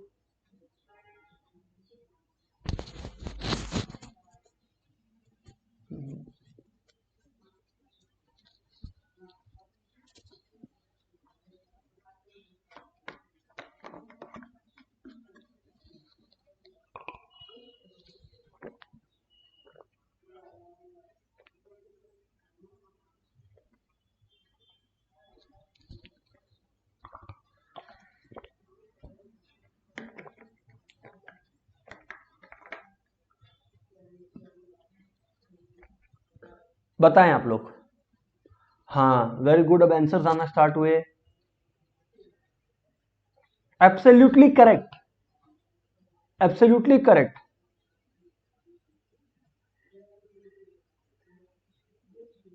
वेरी गुड, अभी तक 10 लोगों ने सही जवाब दिया है। आप लोग का आंसर बिल्कुल करेक्ट है दोस्तों। देखिए मैं बता रहा हूं आप लोग को, आप लोग का आंसर बिल्कुल सही है। देखो दोस्त कैसे ये लोग कैसे सोच रहे हैं, जो सही आंसर दिए वो मैं बताऊं। देखो इन लोग बोल रहे हैं कि देखिए सर डिमांड इंक्रीज हो रहा है at a faster rate than supply. हाँ सर, मतलब डिमांड और सप्लाई दोनों बढ़ रहा है। मैं बोला हाँ, तो सर क्वांटिटी बढ़ गया, मतलब ये बात तय है कि इक्विलिब्रियम क्वांटिटी बढ़ेगी। यस, इक्विलिब्रियम क्वांटिटी बढ़ेगी, ये बात तय है। Very good, increase. हाँ सर। अब एक दूसरी बात, क्योंकि डिमांड फास्टर पेस पे इंक्रीज कर रहा है तो situation of excess demand arise होगा, और क्योंकि एक्सेस डिमांड का सिचुएशन अराइज होगा तो प्राइसेस विल राइज। इसका मतलब इसमें इक्विलिब्रियम क्वांटिटी और इक्विलिब्रियम प्राइस दोनों बढ़ेगा। वाओ सर, बस अब अपने लोग को फॉर फॉर्मेलिटी ये बना के दिखाना है। ये मैं यहां पे ही बना के दिखा दे रहा हूं बिकॉज वी हैव स्पेस, ठीक है कि नहीं है। ये प्राइस है, ये क्वांटिटी है। करेक्ट जी सर, करेक्ट है। अब आप लोग देखें ये हो गया आपका इक्विलिब्रियम कंडीशन, है ना, मतलब equilibrium price and equilibrium quantity. ये ओरिजिनल सप्लाई, ये ओरिजिनल डिमांड। अब जब डिमांड इंक्रीज हो रहा है at a larger pace, yes, तो दोस्तों ये देखिए ये ज्यादा तेजी से बढ़ा, ये भी बढ़ा बट ये हौले हौले बढ़ा, ये उतना ज्यादा तेजी से नहीं बढ़ा। तो यानी कि ये D1 हो गया और ये S1 हो गया। करेक्ट जी सर, तो इसका मतलब ये यहाँ पे हो गया। तो आप लोग देखो प्राइस बढ़ गया तो प्राइस PE से P1 की तरफ चला गया, वैसे क्वांटिटी QE से Q1 पे चला गया। तो ये जो आप लोगों का पॉइंट है ये क्या है, ये आप लोगों का इक्विलिब्रियम पॉइंट है, राइट मेट्स। जी सर, एब्सोल्युटली राइट। तो भाई बात सिंपल है ना, फिर बात सिंपल है सर, बात सर सिंपल सी ये है कि when demand increase at a faster rate than supply, जब डिमांड फास्टर रेट से इंक्रीज कर रहा है कंपेयर टू सप्लाई, तो आप लोग सीधी सी बात है there is a situation of excess demand, quantity rises as well as price rises. बस बात खत्म। बाकी आप लोगों को क्या एक्सप्लेन करना आप लोगों को पता है, as well as prices rise. Correct जी हाँ सर, एब्सोल्युटली करेक्ट। अब सर डिक्रीज का मैं सिर्फ एक सर्कमस्टेंस आपको दिखा दूं। अब मैं आप लोगों को डिक्रीज का सिर्फ एक सर्कमस्टेंस दिखा दूं, जिससे क्या है कि अपने लोग थोड़ा सा फास्टर पेस पे मूव कर सके क्लास के अंदर, है ना। हाँ सर, जैसे लेट्स से व्हेन, मान लीजिए आ गया, when demand falls at a faster pace than supply, at a faster pace than supply, then supply. इसका मतलब क्या है? इसका मतलब सिंपली स्पीकिंग आप लोग समझ रहे हो, इसका मतलब डिक्रीज इन डिमांड, जो डिमांड में डिक्रीज है वो सप्लाई में भी डिक्रीज है, but decrease in demand is greater than decrease in supply. कहने का मतलब ये है कि अगर डिमांड 10% से कम हो रहा है तो सप्लाई 4 या 5% से कम हो रहा है, कम दोनों हो रहा है। तो अब जब दोनों कम हो रहा है तो एक चीज क्या है जो सरप्राइजिंग नहीं है कि क्वांटिटी कम होगा, एक चीज क्या है जो सरप्राइजिंग नहीं है कि क्वांटिटी कम होगा। करेक्ट जी सर, बिल्कुल करेक्ट। अब आइए इसका ग्राफ देखते हैं। अच्छा, अब दूसरा प्राइस का भी आप लोग प्रेडिक्शन कर सकते हो, बताओ कैसे? देखिए, कहीं ना कहीं जो समझ में आया, डिमांड अगर जोर से गिर रहा है और सप्लाई धीरे धीरे गिर रहा है, मतलब सिचुएशन ऑफ एक्सेस सप्लाई है, क्योंकि ग्रेटर कौन रह गया? अल्टीमेटली ओवरऑल में देखें तो सप्लाई ज्यादा है डिमांड से मार्केट के अंदर, क्योंकि डिमांड तो बहुत तेजी से गिर गया, करेक्ट, बट सप्लाई धीमे धीमे गिरा, बट सप्लाई धीमे धीमे गिरा। आप लोग ऐसे सोचो, मान लीजिए 1000 यूनिट्स मार्केट में बिक रहा है, डिमांड 20% से गिरा, तो मतलब डिमांड 200 यूनिट से गिर के कितना हो गया? 800 यूनिट। सप्लाई 10% से गिरा तो सप्लाई 100 यूनिट से गिर के कितना हो गया? 900 यूनिट। तो सिचुएशन ऑफ एक्सेस सप्लाई नजर आ रहा है कि नहीं आ रहा है आपको? सप्लाई 900 और डिमांड 800 है। ओ सर, ये तो बेहतर समझाया आपने। मैं बोला हाँ मेरे को मालूम है सर। चलिए सर फिर आगे बात करते हैं। तो ये देखिए, ये प्राइस, ये क्वांटिटी। अब करना क्या है? अब आप लोगों को करना क्या है? ये डिमांड और सप्लाई का ओरिजिनल कंडीशंस बनाइए आप, है ना। ये डिमांड हो गया और ये सप्लाई हो गया, बेहतर। और बताइए सर आप, अब बात ऐसा है कि जब demand falls at a faster pace than supply, मतलब देखो डिमांड ज्यादा तेजी से गिरा, सप्लाई भी गिरेगा, लेफ्टवर्ड शिफ्ट तो सप्लाई में भी आएगा, इसका भी टाइम आएगा बट कम से। तो देखिए D1, देखिए ये हो गया अपने लोग का D1 जो कि लेफ्टवर्ड शिफ्ट है, सप्लाई का भी लेफ्टवर्ड शिफ्ट है S1। बट अब दोनों का इंटरसेक्शन पॉइंट देखिए आप, ये यहां पर है जहां पे मैंने रेड मार्क किया है, करेक्ट जी हाँ सर। तो ओवरऑल क्या हो गया आप लोग देख लीजिए, ओवरऑल आप लोग के सामने क्लियर है। पहला कंडीशन क्या था? जो पहला सिनेरियो था उसके अंदर ये था E1, तो मतलब E था, तो आप लोग बोल सकते थे पहले कंडीशन के अंदर कि ये इक्विलिब्रियम प्राइस था और ये इक्विलिब्रियम क्वांटिटी था, है ना। ये PE था और ये QE था। और अब दोस्तों क्या हो गया? PE भी गिर गया, P1, क्योंकि एक्सेस सप्लाई हो गया ना, मार्केट के अंदर एक्सेस सप्लाई हो गया ना, और दोनों ही डिक्रीज कर रहा है तो क्वांटिटी तो गिरेगा ही। तो बस वही सीधी सी बात है कि since both demand and supply decrease, comma quantity falls. अब एक बात ध्यान से सुनिएगा, अब क्योंकि since decrease in demand, demand ज्यादा तेजी से गिर रहा है, since decrease in demand is greater than decrease in supply, demand ज्यादा से गिर रहा है compare to supply, as a result excess supply, और एक्सेस सप्लाई होने की वजह से prices falls, as a result excess supply, so prices fall. बात खत्म, पैसा हजम। सो प्राइसेस फॉल, बात खत्म, पैसा हजम। दोस्तों आप लोग सबको क्लियर है? यस और नो फटाफट बोलिए। आप लोग सबको क्लियर है? यस और नो फटाफट बोलिए। मैं फिर वो वाला चेंज दिखाऊंगा। अभी तक तो क्या चल रहा था कि दोनों इंक्रीज हो रहा है या दोनों डिक्रीज हो रहा है, परसेंटेज में फर्क था। अब उल्टा डायरेक्शन में जाएंगे, मतलब डिमांड बढ़ेगा सप्लाई घटेगा, या वाइसी वर्सा। अब अपने लोग वैसा सर्कमस्टेंसेस को एनालाइज करेंगे। खैर तब तक ये बताइए कि आप लोग को अभी जो हमने बताया वो क्लियर है क्या? तो इसका हेडिंग देंगे अपने लोग अपोजिट चेंज।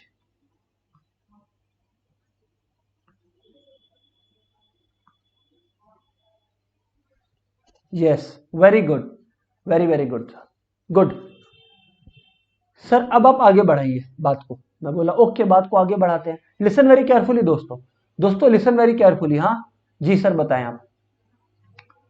दोस्तों अब क्या सिनेरियो अपने एनालाइज करने बैठे हैं यहां पर कि मान लीजिए डिमांड बढ़ा, सप्लाई घटा, करेक्ट, या फिर डिमांड घटा, सप्लाई बढ़ा, परसेंटेज में फर्क आएगा। अब इसका भी अलग अलग सर्कमस्टेंसेस क्रिएट हो सकता है, बट ये स्टुपिडिटी है अगर आप सोच रहे हो कि आप लर्न कर पाओगे। नहीं, कोई नहीं लर्न कर पाएगा, टू बी वेरी ऑनेस्ट। और अगर मैं यहां पर लर्न करने बैठा हुआ होता, लर्न करके बैठा होता, तो मैं भी नहीं करवा पाता, सच बताऊं तो इसीलिए आप लोग केस टू केस बेसिस पर सॉल्व करें क्वेश्चन को। अब जैसे मान लीजिए पहला सर्कमस्टेंस यही है, एक ही सर्कमस्टेंस पढ़ेंगे बट चीजें क्लियर हो जाएंगी। When percentage decrease in demand, मतलब डिमांड कम हो रहा है, when percentage decrease in demand is greater then percentage increase in supply, मतलब सप्लाई बढ़ रहा है, डिमांड कम हो रहा है। और मजे की बात यह है कि बस जो डिमांड जिस रेट से घट रहा है वो ज्यादा है कंपेयर टू जिस रेट से या जिस परसेंटेज से सप्लाई बढ़ रहा है। कहने का मतलब है कि मान लीजिए अगर डिमांड -20% हो रहा है तो सप्लाई +10% हो रहा है, ये वो वाला बात है। एग्जाम्पल कि अगर डिमांड -20% हो रहा है तो सप्लाई +10% हो रहा है। तो सर इसका डायग्राम कैसे बनाएंगे? सबसे पहले तो आप लोग सोचिए कि इसके अंदर क्या होगा। यहां पर दोस्तों सबसे पहले आपको यह समझना है, प्राइस का इंपैक्ट देखना है कि देखिए डिमांड ज्यादा तेजी से गिरा और ऊपर से सप्लाई बढ़ रहा है, तो एक्सेस सप्लाई क्रिएट हो रहा है कि नहीं। एक तो डिमांड कम हुए जा रहा है, डिमांड कम होने की वजह से देखो ना डिक्रीज हो रहा है डिमांड, तो ऐसे डिमांड कम होता है तो एक्सेस सप्लाई होता है। बल्कि यहां पर चुप नहीं बैठे, सप्लाई हम लोग और बढ़ा रहे हैं, तो मतलब एक्सेस सप्लाई का सिचुएशन क्रिएट होगा, तो प्राइसेस विल करेक्ट फॉल। आइए अब देखते हैं एक चीज, हमेशा सबसे पहले ना ओरिजिनल सर्कमस्टेंस आप क्रिएट कीजिए। ओरिजिनल सर्कमस्टेंसेस क्रिएट करने से काफी क्लैरिटी आती है आप लोग को।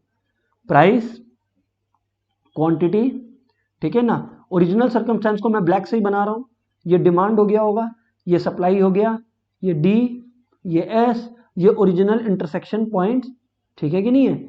ये आपका ओरिजिनल, ये बनाना ही है, ये आपका इक्विलिब्रियम प्राइस, जी सर, और ये आपका equilibrium quantity, ji sir.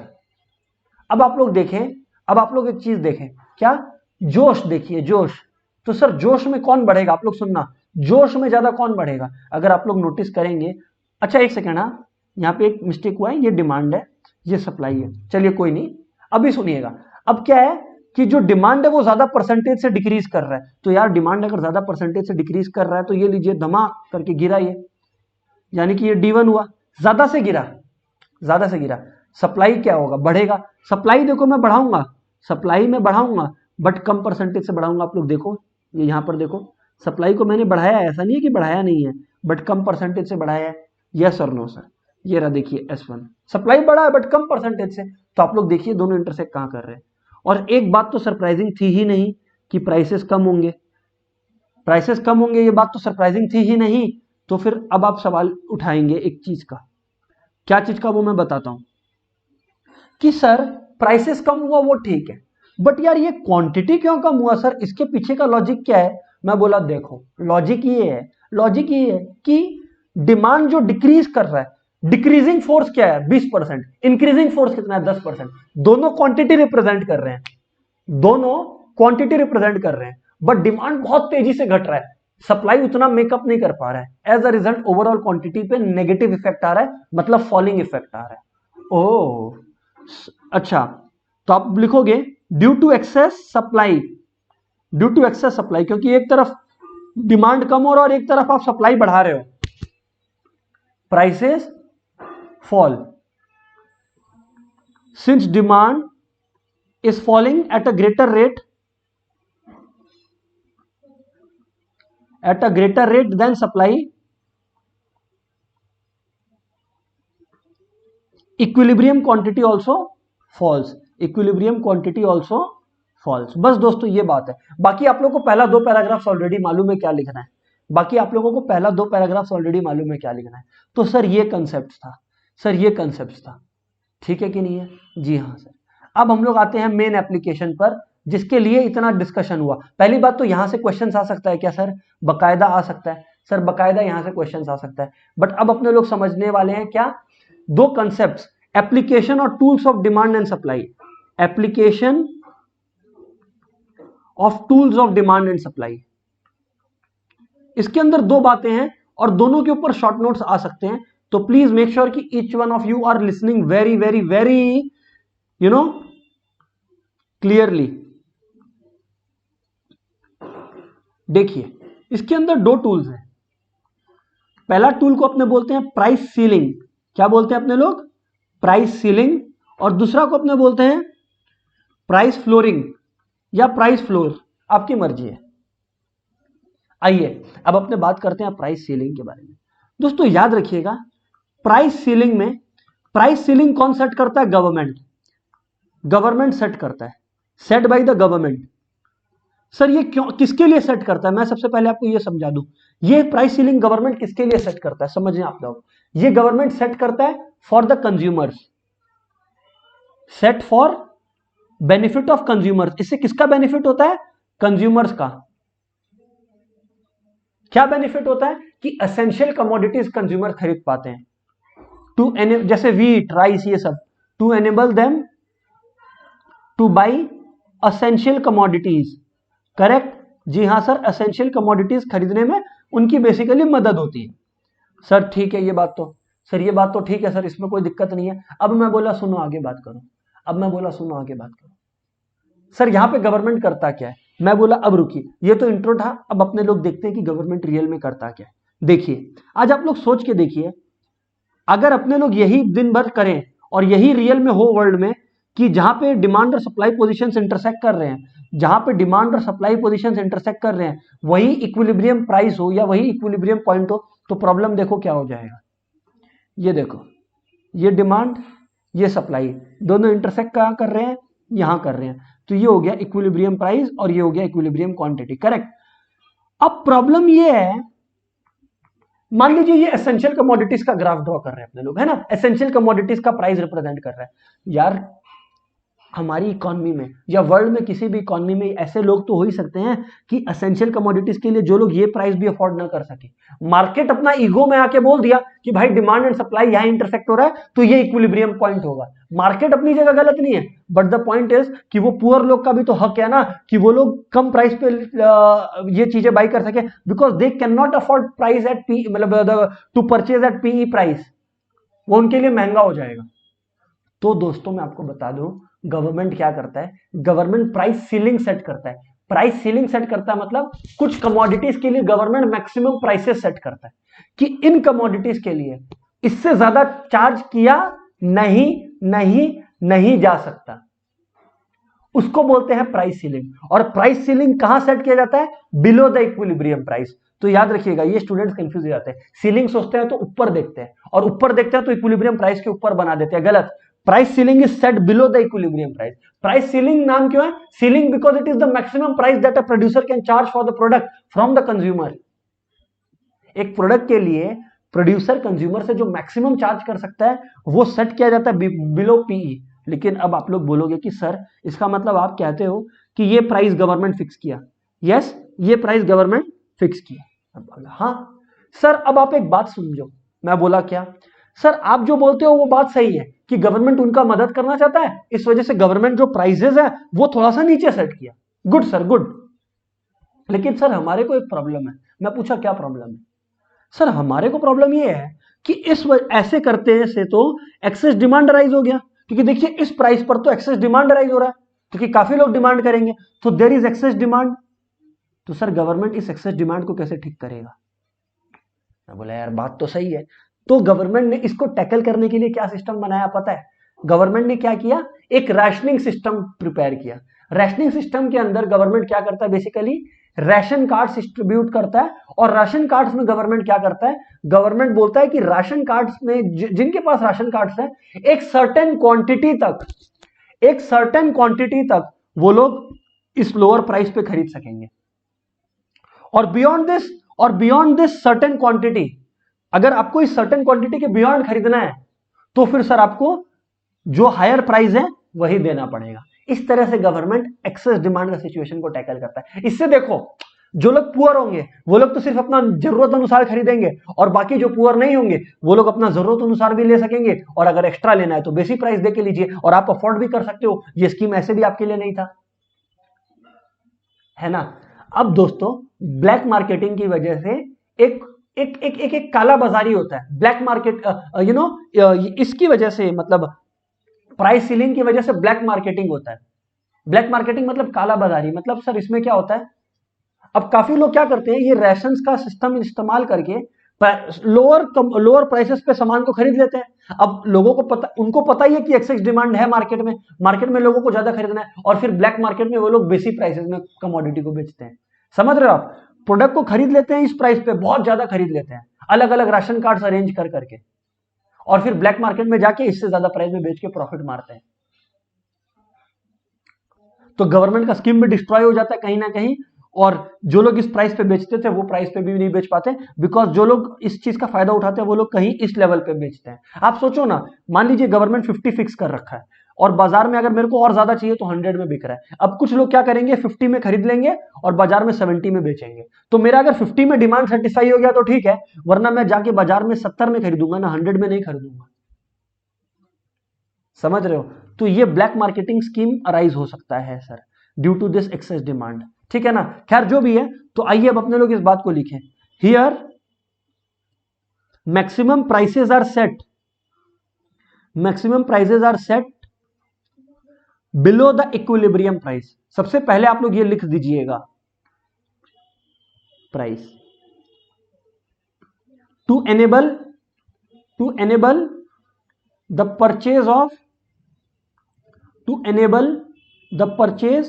Of essential commodities. Yes और नो दोस्तों? जी sir, to enable the purchase of essential commodities by consumers. Correct? जी हाँ सर, जी हाँ सर, करेक्ट। सर आगे बात करिए ना आप। मैं बोला ओके, आपने कहा, हमने किया, अब सर आगे बात क्या करें? सवाल ये है कि सर आगे बात क्या करें? तो दोस्तों आगे का बात ये है, आगे का बात ये है ना, आगे का बात ये है दोस्तों, ध्यान से सुनिएगा, कि इसकी वजह से क्या होता है। Here maximum price is set below the equilibrium price to enable the purchase of essential commodity by consumer. अब इसकी वजह से क्या होता है, आप लोग एक चीज सोचने का कोशिश करिए। This results in excess demand, this results in excess demand.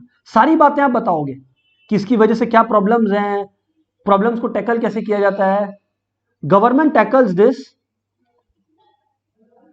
This via rationing system, via rationing system where ration cards are issued, जहां पे लोगों को राशन कार्ड्स इशू किए जाते हैं, where ration cards are issued. ठीक है कि नहीं है? हाँ सर, राशन कार्ड्स इशू किए जाते हैं, where ration cards are issued and, अब एक एंड आ जाएगा, और वो एंड क्या है sir? Where ration cards are issued and, listen very carefully दोस्तों, where ration cards are issued and certain quantity is sold at lower price, certain quantity only, rest at higher price, rest at higher price। फिर last में लिखना मत भूलना, it may lead to black marketing, it may lead to black marketing, क्योंकि excess demand है, तो सबको पता है कि डिमांड अगर एक्सेस है तो लोग ज्यादा प्राइस देने को भी रेडी होंगे। It may lead to black marketing as excess demand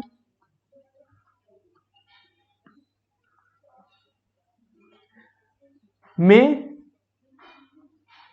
late some people take advantage by selling at a higher price. Excess demand की वजह से लोग हायर प्राइस पे बेचने के लालच में भी आ सकते हैं। यस और नो दोस्तों? हाँ सर, ये खत्म हो गया अपने लोग का प्राइस सीलिंग का कंसेप्ट। सर बस इतना ही था? जी हाँ, लेकिन इस इतने का ही आपको फुल मार्क्स मिलेगा, तो आप लोग मत भूलिएगा सर इसको। ठीक है कि नहीं है? हाँ सर ठीक है, नहीं भूलेंगे। अब हम लोग बात करते हैं प्राइस फ्लोरिंग के बारे में, या प्राइस फ्लोर के बारे में। Price flooring is not a word actually, price floor के बारे में।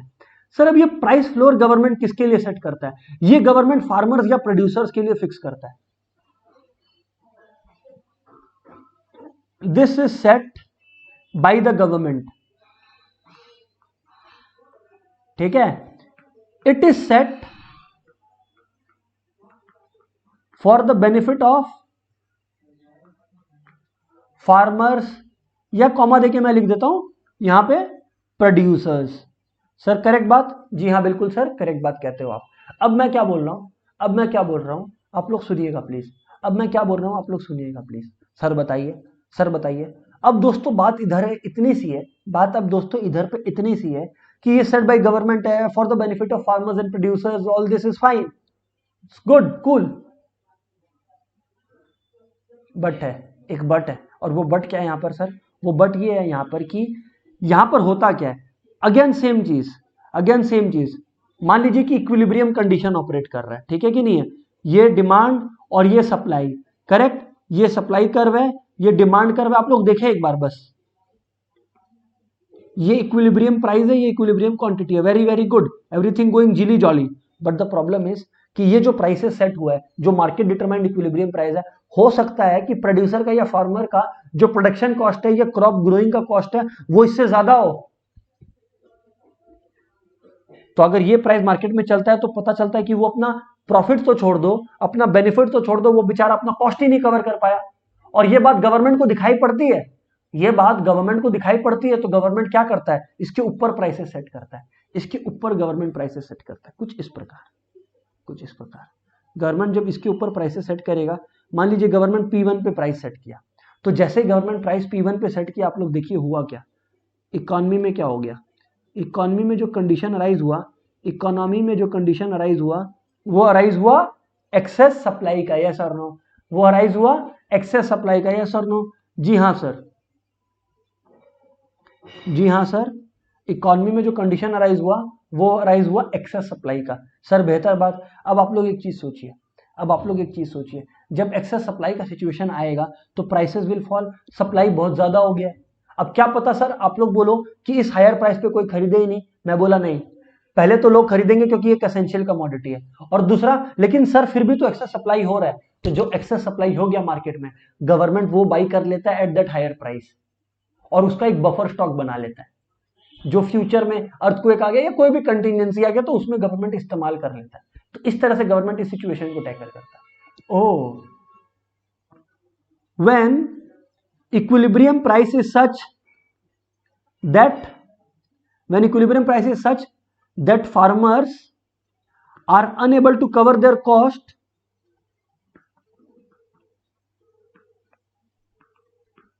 government sets it above equilibrium price, government इसको इक्विलिब्रियम प्राइस के ऊपर सेट करता है। As a result, listen very carefully, as a result जब भी गवर्नमेंट इसके ऊपर सेट करता है, प्लीज लिसन वेरी केयरफुली, जब गवर्नमेंट इसको इसके ऊपर सेट करता है, as a result there is excess supply, government buys the excess supply and builds a buffer stock, एक बफर स्टॉक गवर्नमेंट क्रिएट कर लेता है फॉर फ्यूचर कंटिजेंसीज। दोस्तों मैं बता दूं, ये चैप्टर आप लोगों का पूरी तरह से खत्म। सर सबको समझ आया क्या? यस और नो? हाँ ना बोलना पड़ेगा दोस्तों, टॉपिक खत्म हो चुका है, चैप्टर खत्म हो चुका है, हाँ ना तो बोलना पड़ेगा दोस्तों।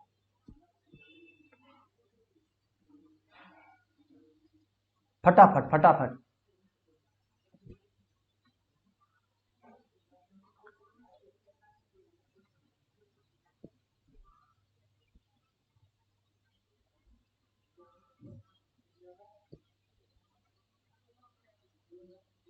Yes sir, very very good, what about others?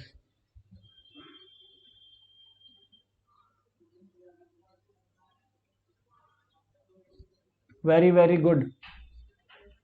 तो दोस्तों ये डिस्कशन हमारा आज यही खत्म करते हैं, नेक्स्ट डे अपने लोग एक नए चैप्टर के साथ मिलते हैं। Bye bye.